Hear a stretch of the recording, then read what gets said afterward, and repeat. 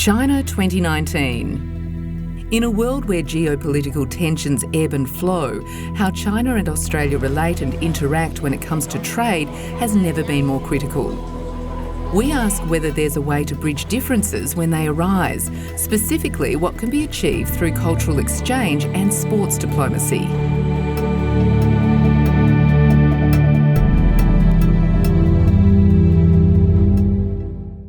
We've got partnerships with the ballet, Melbourne Symphony Orchestra, the list goes on and on. The cultural offering is just as important as trade because it is about reaffirming mutual understanding as the centrepiece of mutual trust and mutual benefit. And it certainly generates a greater understanding between two nations when we can share culture together.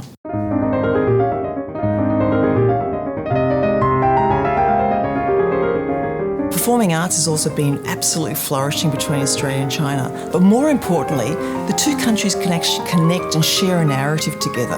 The arts can actually be a very powerful medium for connection. The Australian Ballet has a long association of culture exchange with China. This lengthy association has not only helped bridge divisions at times, but helps to connect sponsorship partners across borders. David McAllister is the artistic director of the Australian Ballet. 2018 was fantastic, and I guess 9 tours. It's the place that we've been to more than anywhere else in the world. I think we've done 8 tours to the UK, so we've now done 9 tours to China, which is, shows the importance of China to the Australian Ballet. And not only did we do the production live in Shanghai and Beijing, it was also broadcast on China TV. So it was amazing to have that exposure to, probably hundreds of thousands of people across China.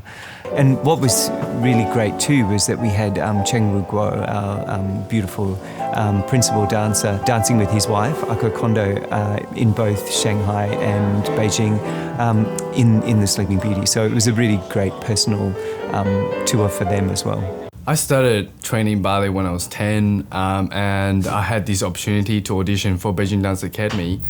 And I did, I went for it, and I got accepted to Beijing Dance Academy. So yeah, because of my hometown is from Zhejiang, so I had to leave home when I was 10. That was a big decision from my parents.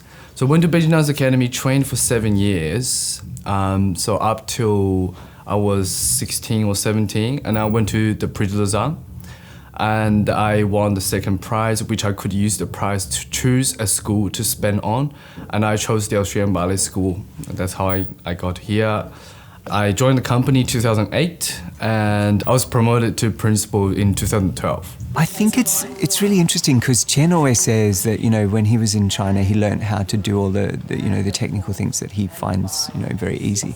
But what he does say is that he learned how to be an artist in Australia. And I think that's a really great thing that we share. I think, that there is things that we can do and there's things that they can do in Beijing that we really aimed for.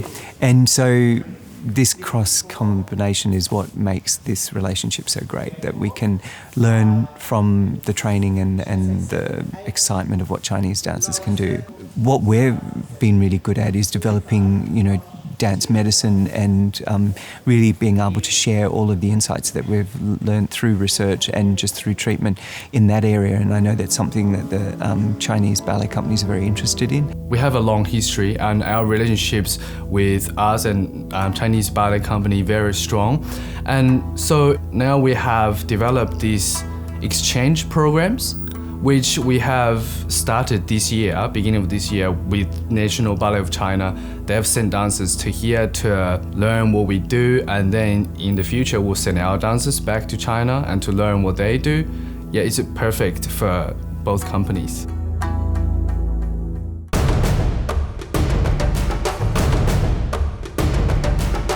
Chinese markets had a rapid growth over the last 10 years.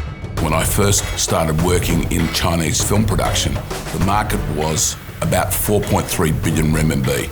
There are 3,000 screens, and they were opening about 3 screens a day. 10 years later, last year, the market had grown to almost 61 billion renminbi, and there are over 50,000 screens with 15 screens opening a day.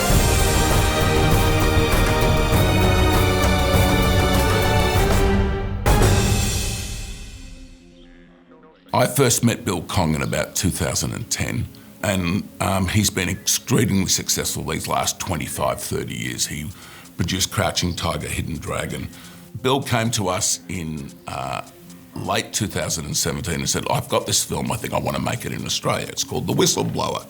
And we said, hey, you know what? This could fit under the China-Australia co-production treaty. A lot of people don't know, but Australia and China actually has a film tax treaty where you can offset 40% of your co-production costs against your tax. You know, the great thing about these treaties is these treaties are about fostering cultural trade between Australia and China. And the crux of that is that you have Chinese nationals and Australian nationals in all the key roles. But the reality is that it brings Australian and Chinese film professionals together, exchanges ideas. They learn off each other. As I said before, we had an Australian DOP who doesn't speak Mandarin. We had a Chinese director who understands a bit of English but doesn't speak English confidently. And they just gelled as one. And it was a great exchange across the board. The Whistleblower is the largest China-Australia co-production ever produced in Australia.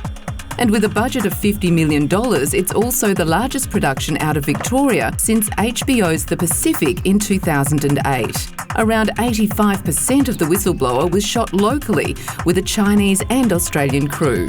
The Whistleblower is a classic white-collar crime. There's a romance within it, but it's a contemporary film for today, for the Chinese markets, half Mandarin, half English. It'll be distributed in Australia by Roadshow.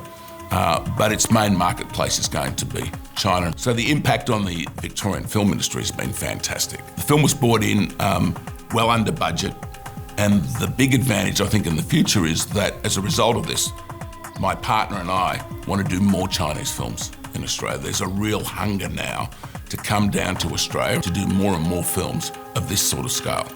I think Australia has really, it's been since 1972, it's recognised the People's Republic of China as an official country, so there's a lot of history there. Australia was one of the first countries to really trade en masse with China, particularly those pioneers that were trading the iron ore and some of the other commodities.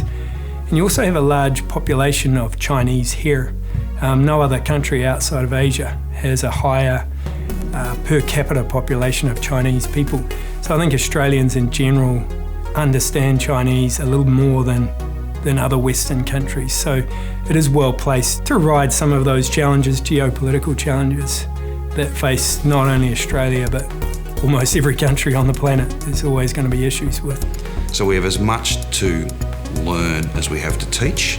We have as much to gain as we have to give. And it's been fantastic. And politically, you know, it's been just to see the two countries using us to build those bridges almost as a back channel behind the hard-nosed political focus has been really rewarding.